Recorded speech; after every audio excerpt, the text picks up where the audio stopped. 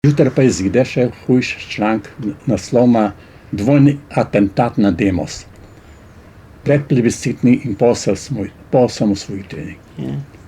Atentat na Demos se je zgodil skozi Jambreka in Jerovška, atentat na Demos po osamosvojitvi pa skozi Jambreka in Janša, ki sta predlagala svetu Demosa.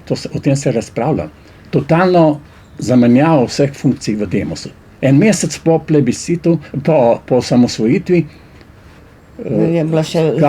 šel naj bi v času embrionskega Pučnik naj bi postal kot vodja Demosa nek podpredsednik vlade, Rupel naj bi šel kot zunanji minister samo za veleposlanika v Ameriko, namesto Peterleta naj bi prišel Bavčar. Peterle pa, veste, ni bil takrat samo predsednik vlade, kot krščanski demokrat, predsednik krščanskih demokratov, je imel on obenem sporedno funkcijo zunanjega ministra. On je držal linijo s Kolom. To je bilo zelo pomembno. Brez nemške podpore mi ne bi osamosvojili. Takrat so hoteli, Janša, tok nor bil, pa še Jambrek zraven, da sta ga hotela spraviti s funkcije. In še druge.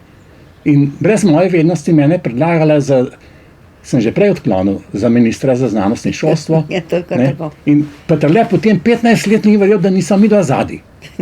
Po 15 letih sem jaz vse te dokumente objavil, je šele spoznal, da je bil dejansko Janša zadaj. Prepričan, da smo midva zaradi tega mojega članka Zaustaviti desnico, da smo midva to pravo razbijalca Demosa. Razbijalc Demosa je bil Janša. No, prej sem pa že objavil pogovor v Beogradu, in plebiscit v Počah, kjer sem razložil, zakaj je sploh prišlo do tega obrata.